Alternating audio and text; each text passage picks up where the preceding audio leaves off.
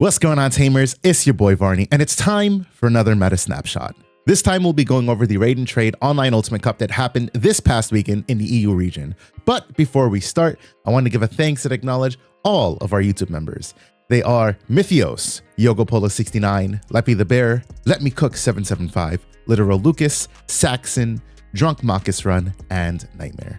Thank you guys so much for supporting the channel. We love y'all, and we can't say thank you enough. If you're interested in becoming a YouTube member and getting all of the perks that come along with it, there will be a link in the description down below. And lastly, if you're not already subscribed, click that subscribe button and hit the notification bell so that you know when our videos go live.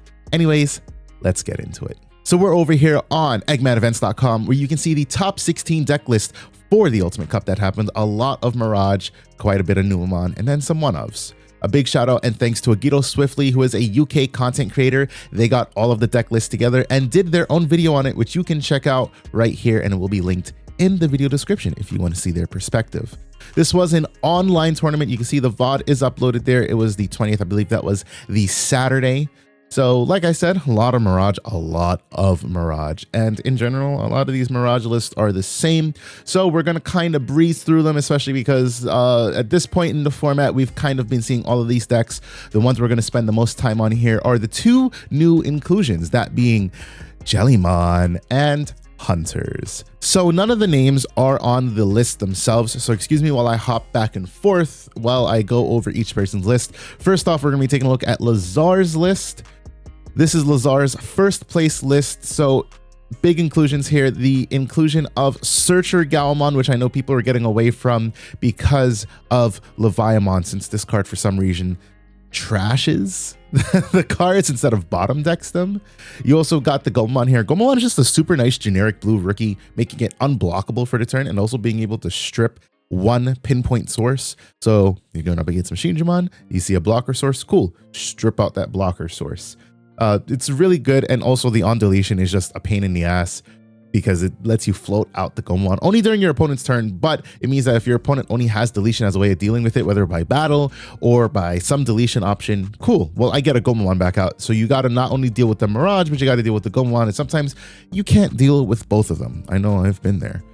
We see the hybrids for this deck are Lanamon. This is tucking a level 3 from your hand underneath to give this Digimon jamming for the turn. So it's nice, you can tuck your Gomamon, or you can tuck either Gaomon for the memory gaining inheritables.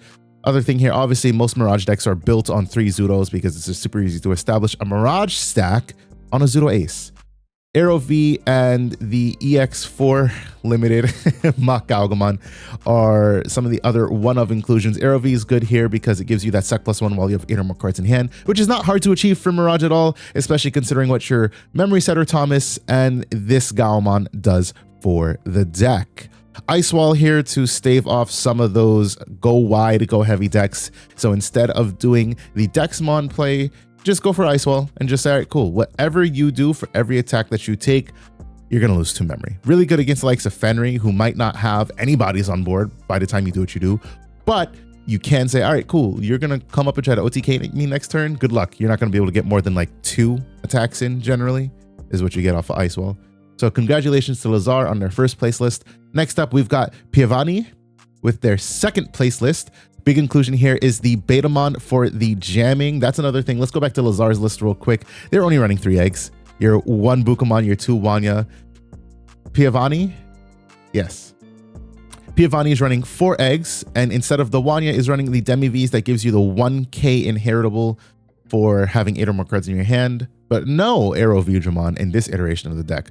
Did opt for the Ice Wall as well, but 1 less full moon to go up on the mental and boost counts. And then the Betamon to give jamming just in case you don't pull into your 1-of egg, because you can never have enough jamming in a blue deck, am I right? The hybrid of inclusion here is Kumamon being able to strip the bottom source, which doesn't really matter. I think Lanamon is just generally better in most situations. We don't really have any cases where you need that source strip, especially as a 1-of. I just prefer Lanamon. It's a lot better of a card being able to extend your plays because you can tuck this Betamon and get jamming beyond the scope of that turn, or the Gomamon or the Galmon. So that's that. Congratulations on second place. In third place, we've got Gier with their list. We've got the inclusions of 1 Siakumon, 1 Madoki Betamon here. So Siakumon is preventing your opponent from reducing Digievolution costs. So this will be a pain in the ass for coming up against the likes of Training Boost. And then you've got Madoki Betamon, who will prevent the likes of not only Blue Memory Boost, but also some Mirage plays. Not all Mirage plays. The problem with Madoki, it's not even a problem with Madoki, it's what Mirage is capable of doing. They have this Gaogamon here, which is going to bounce an opponent's level 3 to hand, and then that automatically triggers your inheritables. So this does nothing in the face of opposing Mirage matchups, but in other matchups, Madoki can definitely be a pain in the royal. This list does opt for 2 Aero Digimon, so definitely trying to hit a little bit more heavily here, but no Ice Walls, just 2 Digimon Emperors to prevent the Uko meta from running as rampant as it is. Congratulations on 3rd place. Next up in 7th place, we have got Francisco's Mirage list. And now we're getting to the point where, yeah, these lists are pretty much like everybody else's list. There's really nothing much to comment on here that we haven't already commented on. So Francisco, congratulations on your 7th place finish. In 8th place, we've got Mirko, whose list is, yep, also like the other list that we've been seeing, except running 5 eggs, which is nice. I like to see 5 eggs in a list, just because you never know when you come up against that one grindy matchup. You're like, damn it, I wish I had more than my 3 eggs. Sekon, for example. But when your list wins with 3 eggs, you don't need to worry about that, because obviously you skirted your bad matchup, so you didn't need, 5 eggs. So congratulations to Mirko on 8th place. Next up, we've got Jorge in 13th place with their Mirage list, which is, yep, only running 5 total Thomases, which is interesting. I've never seen less than 6, nor do I think I would ever run less than 6 personally. Thomas is your burst play, and also they're just really good because it combos with all of your level 6s and obviously burst mode for being able to get that unsuspend on the swing, and then of course memory setter for making you draw a card, being able to prop memory gain effects. So I wouldn't run personally both Thomases at less than 6 total, 3 each, maybe even 2, 4. But again, both of these are really good because this Thomas enables your burst mode play. You swing your burst mode. All right, cool. Tap Thomas, add a card to hand. All right, cool. Bottom deck card, I get to unsuspend. So both are just really good for that. 5 is very sketch, but you topped 13th place, so congratulations. And then our last Mirage list is by Jahir, who is also only running 5 Tamers. Yeah, I don't know how I feel about that. I'll be honest. I wouldn't run. There's no way I'm running less than 6 Tamers for Mirage. Another thing, the unblockable BT4 Mirage, which can be useful. I mean, you could swing this and get the unsuspend on this Thomas, but then you're not even running that many of this Thomas. So like, what does it even matter? I don't know. That's so, I wouldn't run less than 6 personally, but congratulations on 16. Next up, we're going to be taking a look at the first Numemon list here by Joni. This is 4th place Numemon purple base. So this is the very top end heavy deck that we've been seeing run around since Dan Vang topped with Numemon. 3's worth defeats, which is basically your pitch fodder for Demi Miramon. It's really strong because obviously you're not pitching Venusmon, you're not pitching a Zulong. You've got 3's worth defeats and your 3 platinum Luma, so you want to get one of these in trash. And then if you need worth defeats, cool, you Digivolve. If you don't, cool, you pitch them for Demi Mira. In terms of the rookie count, we've got 4 Gabu, the 2 Gazi for Memory Blocker, 4 Uko, and the 1 Gabu X. So Gabu X here, searching out Numa X and your Monze X, as well as the one of Proto Form. Ukomon, because it's Ukomon. You got the Gabumon for your memory gaining, but also if you happen to Digivolve your Gabu X over it, you get that draw 1, trash 1, and then your Gazimon, because Gazimon, why not? Why not be a pain in your opponent's butt and not only do what your deck does, but prevent your opponent from doing what their deck does? That's the point of Floodgates. So really nice there. Only 2 Tamers here, just the 2 Satskis to get the jamming on the Monzes and the Numas. Otherwise, this is pretty much purple based Numemon as we've been seeing it. So congratulations on 4th place. Next up, we've got the 9th place list by Killian, who is black base Numemon without Cool Boy. So this is running the Agumon and the Agu X. No Cool Boy. I don't know. I don't think I'd personally run black base without the Cool Boys, just because it's super strong. It's more for me of a why would you not, considering that if you're going to run Agu and Agu X, you've got 4 Numa X and 4 Monze X, as well as the Proto Form. There's still a fair bit of cards in the deck that you could pull into. Obviously, you don't want to run at 4. Even just 2 allows you to extend your plays a lot. And also because it's black base and you can Digivolve naturally, Agumon into the blocker inheritable Numemon into whatever level 5 or 6 just makes it so that you gain memory off of that. But, you know, to each their own. I did not place 9th with my list. So that's, first of all, that's a congratulations. Big thing here, we see the EX5 Etamon. So on play when Digivolving, you get to -3 and also give start of main phase this Digimon attacks to one of your opponent's Digimon. We know that as a goad effect, being able to goad your opponent into attacking. And then the opponent's turn inheritable is when an opponent's Digimon attacks. You may reveal the top 3 cards of your deck, play a black or yellow Digimon with a play cost of 3 or less among them without paying the cost and trash the rest. Really strong because you can go Etamon into something like Venusmon. And so they're not even going to get a security check, but you are going to force them to attack, force them to suspend down. And then you can reveal top 3 and play out, what is this? 2, 5, 9, 13, 17, 21, 23 cards out of your 50 card deck.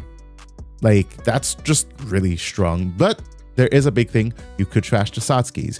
You could trash, you know, the Yazulong Ace that you might want, or a Ruin Mode. So that's something, that's a big trade-off that you have to be willing to give.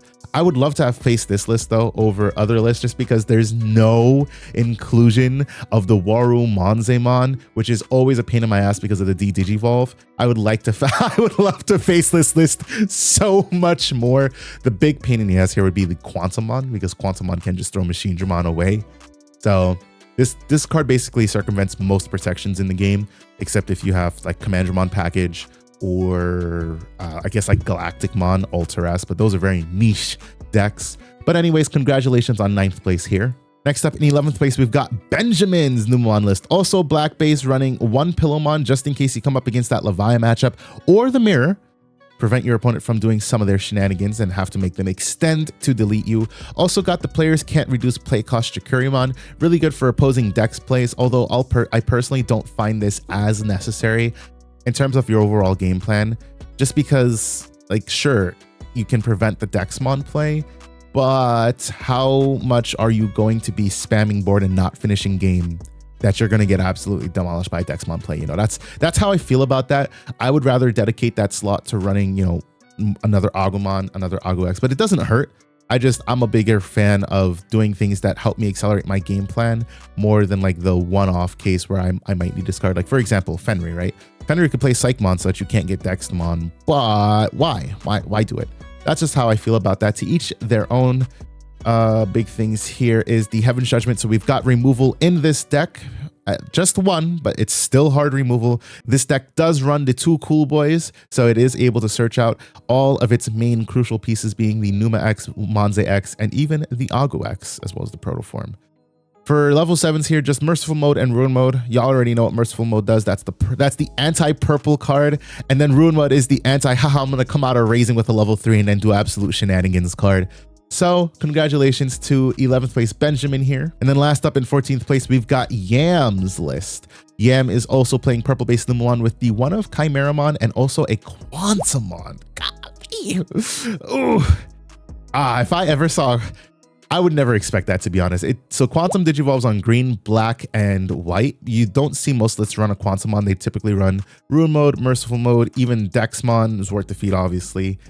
This is the first list I've seen playing the Quartzmon, and I'll be honest, if I ever got Quartz on top of like a Platinum Numa or something, I'd just be like, that was like the one thing I wasn't accounting for, you know? 2 Merciful Modes as well, so really going in here for not only anti-purple, but also just anti-mirror match type shenanigans, and also Davis, because it does help in Davis. The one of Chimeramon is interesting here because obviously we've got 4 Monze X, 2 Aura Monzemon. So this is the 11th level 5, which, I mean, obviously they run a fair amount of level 4s and they do float out. But it is just being able to get that extra swing in for game that you might not be able to get in all the time. This is what I'm talking about. I mean, purple base is pretty simple.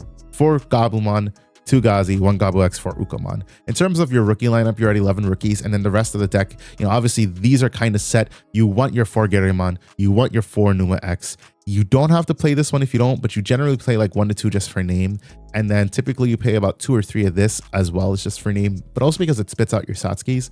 But with you running a total of 14 champions, being able to DNA your Chimeramon, extend the play, tuck source from trash, maybe like your Numa X, can be really strong, because then it just enables shenanigans. Numa X is not locked. That's why this deck is so good. It's not generic. It's not locked to being a Numamon in name to get that inherited effect. It's just on deletion, do your shenanigans. That's why you can play Venusmon, Azulong Ace, Quantumon, and whatnot. So really strong there. Congratulations on 14th place. Next up, we're going to be taking a look at the 12th place Devas list by Joe. So this Devas list is, yes, good old, now this is much, in my opinion, better classic Devas. 4 Analog Youth. I can't get past list only running 3 Analog Youth. 4 Analog Youth. The 1 Geni here, not running 2. I would probably run 2 just because I drop Holy Beast down to 3. I know that this card can kind of be make or break in some matchups because you want to be able to get your Fanglong out. Fanglong does not reduce its own play cost. You need Holy Beast Great Cardinal position to reduce that play cost. So if you're able to cast this to get your Fanglong out, then you're good.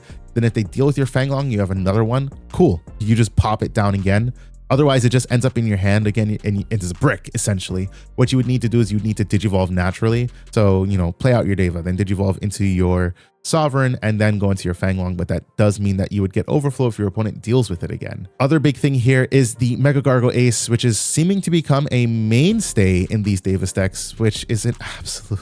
it's just an absolute menace. I see that they're basically dropping Baihu for, which isn't bad. I mean, you want Baihu for the name, but at the same time, if Baihu's not really providing you anything, why not run the Mega Gargo Ace that just says, haha, I know you weren't expecting this, but you don't get to Digivolve, you don't get to unsuspend, and then I also get to attack twice. Congratulations on 12th place. Next up in 5th place, we've got Ons. Excuse me if I said that wrong, but we've got Ons 5th place. Fenry Lugamon list. Now, Fenry Lugamon is, I wouldn't say it's like an entirely versatile list. You kind of want to see like the pieces that you want to see when you need to see them, but there is just like the slightest bit of flexibility. You see, this list here runs 1 Crimson Blaze, no ADP, just 1 Crimson Blaze, so that you can take care of those Numamon matchups. You can take care of the opposing Fenry matchup, and just in general, any other matchup that plays Digimon by effects. So that's really strong. I don't know if I'd ever play Fenry without ADP though, I'm not gonna lie. This list is also opting to run the one of Memory Tamer Matt Ishida, which I have found a lot of value in. A lot of times what players tend to do when they're playing against you and you're playing Fenry is they'll choke you to 1 and you really won't have anything better to do. You're not able to get anything set up and they put you to 1 and you've just got like, I don't know, the 1 Analog Youth. It's like, I can't get anything going. I like Matt a lot because Matt's your memory setter, but he also works for extending your plays even more. He's going to set you to 3 so you have that memory to work with, but he's also going to gain you a memory when you trash a card from hand, which can be really, really strong, whether it's off of your Halugar plays, whether it's just off of your soul. Like, it doesn't matter. It helps at all phases of the game, and I have definitely really grown to like the one of Matt Ishida in my deck. As far as the rookie lineup, just running 8 Lugamons, that's about what I like in my deck. I've been experimenting with other stuff, but honestly, just because the Lugamons are both recurable and trashable off of Halugar, I'd probably just rather play the Lugamons instead of anything else. As far as the champion lineup, we've got a total of 6 Lugarmon, 3 Tyrannomon. Yes! Yes! It's finally been done. I think this is the first, like the highest placing Fenry list that's topped with 3 Tyrannomon. I do wonder how clutch this Tyrannomon came in. I know I've never had a situation where I hated my Tyrannomon. It's a blocker, so my opponent almost always deals with it, but it was a blocker, so if they didn't deal with it, I was just gonna block. And then it also searches out my Aegis, which is I keep saying it's the most important thing for these decks to be able to do. Sure, you've got 4 Wisdom Training, that's only searching 2. Tyrannomon's digging you 4 and also setting up your trash. And it's a lot better now that Leviamon isn't really in the meta. You're not seeing as much of it, especially not topping. So you don't really have to be afraid to trash as much. So I'm just really happy to see 3 Tyrannomon in this list. Ah, yes. And then, of course, 2 Black Auto for Rush. So congratulations on your 5th place finish here. Next up, we're going to take a look at Zhao. I probably butchered that, so I apologize. Let me know how I'm supposed to pronounce that. But we're going to take a look at their 6th place yellow vaccine list. Oh, I'm already in love. So this is kind of like, in terms of for me, this is a hybrid of what I was already trying to do with the deck. I had 2 separate vaccine decks. I had just, yellow vaccine from BT14 updated, and then I had my Kintaurus horsepower BT15 deck running the Gatomons, running the Anjewomon Ace, the one of Magnarjmon. So this, and then what I ended up doing is I took those decks and I combined them and I had some sort of this list. So I'm actually very happy to see that like I was going in the right direction with my deck list. There's just a couple changes that I would have need to make just because I'm accounting for Horse and our good old Dick Sampson.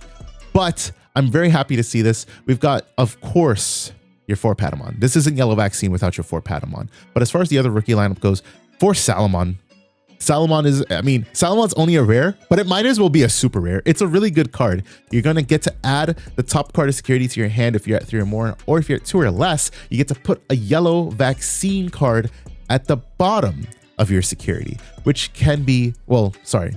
You get to put a Yellow Vaccine card at the top or bottom of your security, which combos very nicely with all of Wizardmon, Anjewomon Ace, and Magnadramon. Wizardmon is really great. I have found a lot of value in Wizardmon because it's a perfect Anjewomon Ace target for 1. You generally don't want to Digivolve it because it costs 3 to Digivolve. If you're going to Digivolve, obviously you want to go Anjemon on top of the Patamon, or you just want to Digivolve into the Garomon. But if you go Patamon into the Wizardmon, it doesn't hurt. It's an on-play and an on-deletion that by trashing the top or bottom of your security, you get to neg 6k to one of your opponent's Digimon. So this, like I said, combos really nice with the Anjewomon Ace because you can play Wizardmon and then you can also do Anjewomon Ace. So if you have enough memory, which it's Vaccine, you most likely will have enough memory. But even if you don't, this DP neg does last until the end of your opponent's turn. So doing Wizardmon and your opponent, swings something else or whatever happens, then you do Anjewomon Ace, means that you get to neg 12. And then Anjewomon gets that Dynasmon effect to recover 1 when you trash a security.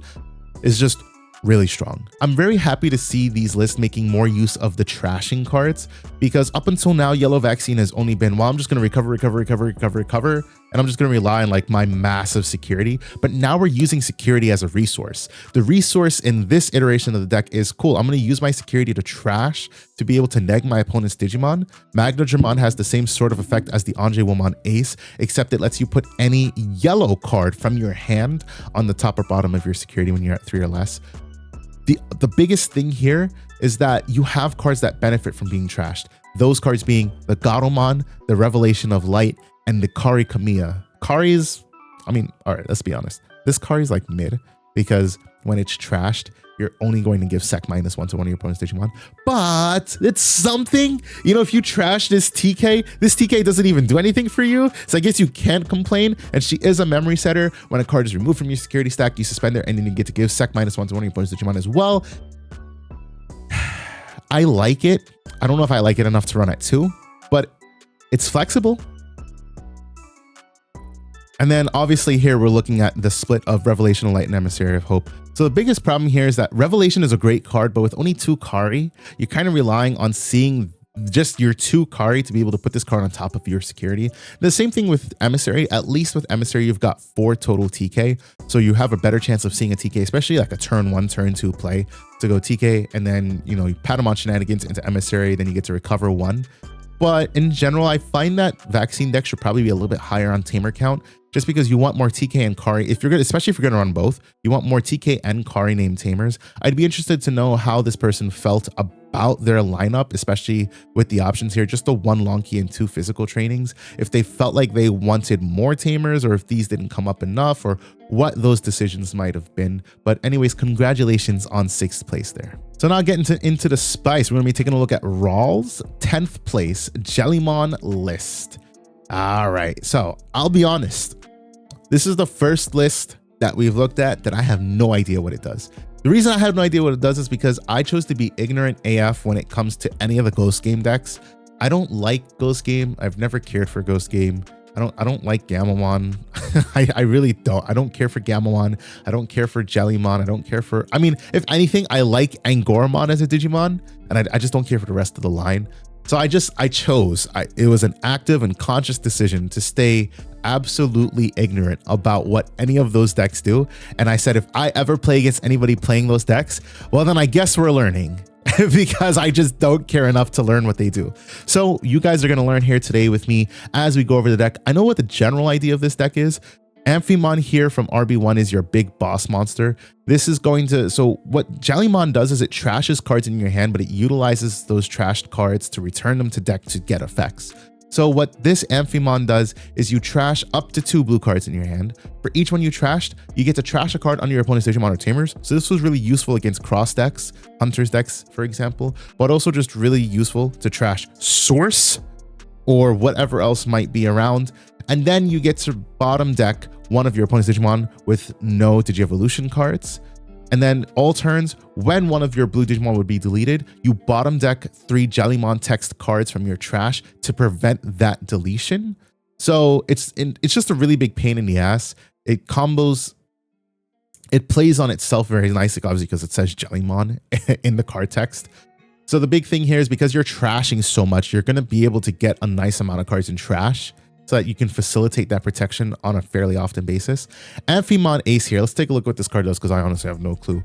Obviously it's an Ace, so Blast Digivolve. You may trash up to 4 blue cards in your hand. For each one, trash any 1 card under your opponent's Digimon or Tamer. So that's really strong. You get to strip any 4 sources from Digimon or Tamers, and then return one of their Digimon or Tamers without cards under it to the hand. Ooh, that's really strong. I would say I would probably, if I was going to play Jellymon, I'd probably run this at a 3-3 split, because being able to bounce Tamers to hand, Tamer removal, baby, Tamer removal.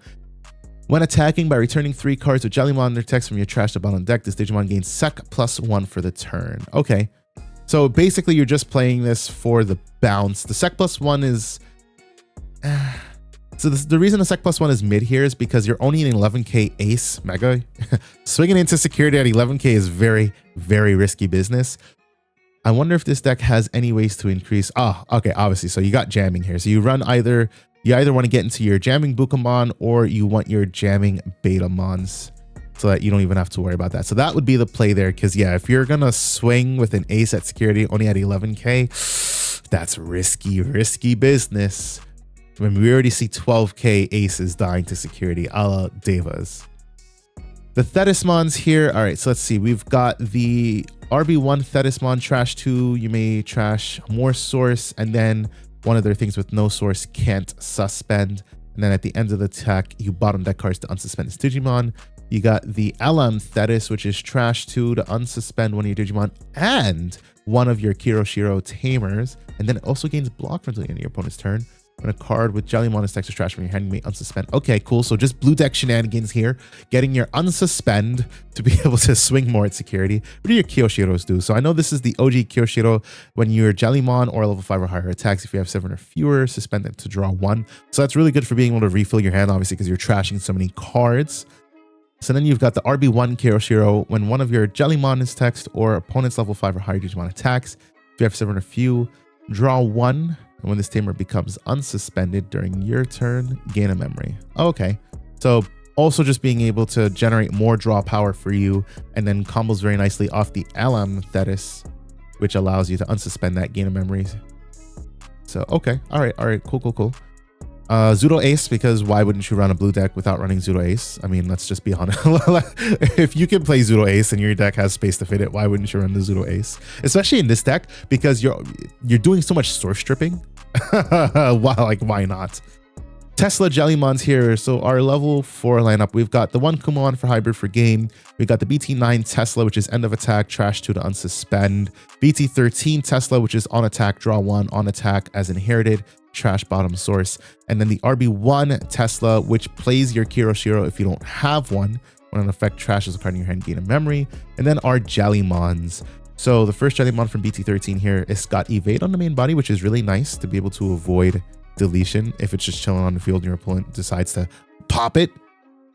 And then when attacking, trash bottom Digievolution card. You've got BT9 Jellymon, which is when you play a blue Tamer, draw 1. When an effect adds a card to your hand, return one of your opponent's level 3 Digimon to its owner's hand. And then the RB1 Jellymon, which is reveal top 3 cards of your deck, add a Jellymon. Okay, so this is your searcher for the deck. All right, cool. So we've made our way through the deck. I apologize for having to run through this entire thing with you guys here. You guys learned right along with me. So I can tell you basically what this deck is aiming to do is blue deck shenanigans. Swing, jamming, swing, unsuspend, swing some more. This is probably this is why this is at 4. This is like your mainstay. If you get this Amphimon out, any of these Jellymons, well, of course, except like the Betamon and the Kumon, but any of these Jellymons any of their evolutions swing at security and they would die, you can just bottom deck Source to prevent that deletion. And it is an all turns once per turn, so it can not only protect other things, it can protect itself, and that is replenishable every turn, obviously, because it's an all turns once per turn. So it's just really strong there. I can imagine this deck is a big pain in the ass because of all the Source strip. Obviously, Digimon is a game based on inheritables, so being able to just strip Source away and say ha ha ha ha, deal with it is a very big thing. You got the 2 Surai here to aid in that Source stripping, and then 4 mental training so you can search out your tamers, 2 mem boost. So okay, very interesting. I'm not gonna lie, I am just slightly interested in trying this deck out. I know Dan's gonna watch this, he's gonna be like, Vardy, now you're hitting on my deck. But it is interesting. So I do think I might pick up the cards for this, give this a try. So not only a congratulations to you, Raw, but also thank you, because I might try your list out. And then our last list we're going to take a look at today is our 15th place Hunters list. So this is a list that Mike loves near and dear. And honestly, this is no different from BT12 Hunters. Like, you could, if you told me that this deck topped during BT15, I'd be like, what new cards are they playing? Because there's nothing that they're going to play. Every card here is just straight up from BT12. Ikakimon, Drakmon, like, I'm not even going to go through it. The biggest thing about Hunters as a deck, Hunters is I feel like it's an evergreen deck. It's never a bad deck. Its biggest thing is that it's going to do what it does, just like other decks. If you get into Arrestor Superior with a Watchmaker, you can swing 2 checks on Arrestor Superior with jamming due to Clockmon, and then you get to swing with another 2 checks at the end of the turn, as long as you didn't die. And then of course you always have the option, because of Ostamon here, to go straight Quartz Turbo, which is really strong for being able to lock decks down. I know a lot of people may not think highly of Hunters. Hunters may have fallen out of the meta, but it really just is a deck that is eternally good. It's never going to be a bad deck. It's only going to be a bad deck when you've got Tamer Deletion running around, because obviously it's a deck very predicated on its Tamers, but it does what it does. You can't get around a deck that does what it does. The 2 Armon here is probably the biggest inclusion, because we never really saw this card in older Hunters decks. They typically just went 4 Damimon. 2R gives you that when digivolving, you get to de-digivolve one of your opponent's level 5 or lower, but for every 2 cards it has, you can add 1 to the maximum Digi-Evolution. But for every 2 cards that is in its source, you can add the 1 to the maximum level you could choose with that effect. So you can Digivolve level 6s, which is really nice for pairing with your Arrestor Superior if you don't have the correct amount of colored Tamers in play to be able to tuck a level 6 or a level 7, and you only got like 1 less. 2 Armon helps you aid in that. Speaking about that tuck effect, Arrestor is not only strong for that basically double attack, it's strong because its form of removal is like Force Digicross is what it's called. You get to place one of your opponent's Digimon under one of their Tamers or another Digimon. But for each Tamer you have in play, you can increase the level you can target with that effect. So it naturally targets levels 3s, but generally you'll have at least 2, if not 3 Tamers out by the time you do a Superior mode play. So you can tuck level 5s and 6s. So 2 Armon helps you get under that threshold. And then of course, the big thing here, you can attack while it is suspended. So under an opposing Quartzmon, you can just say, haha, all right, cool. Swing anyways. What you gonna do about it? So really, really strong there. And otherwise, I mean, this is just Hunters. This is a BT12 Hunters list. If you guys don't know what Hunters does, I encourage you to go look up some gameplay, because this deck, it has not changed. This deck is continuing to play the same exact gameplay in the same exact style. So just a big congratulations for taking 15th with this list. I know Mike would be super proud. Anyways, that is it for today's Meta Snapshot. Thank you guys for watching that video with me. Dan originally recorded the video, but unfortunately his audio was a little bit scuffed, so I ended up having to record it myself and get it up for you guys so that you guys could watch this the day that you're watching it. Hopefully Dan will be doing some more Meta Snapshots going forward, just as soon as we get his audio issues fixed. If you guys liked the video, please drop a like and drop a comment. Let me know what you thought about the list. Did Hunters surprise you, or Jellymon? Because I know they did, and I'm just slightly interested in playing Jellymon. But most importantly, subscribe so that you know when future videos come out. Thank you guys for watching this video, and until we talk to you guys next time, peace out.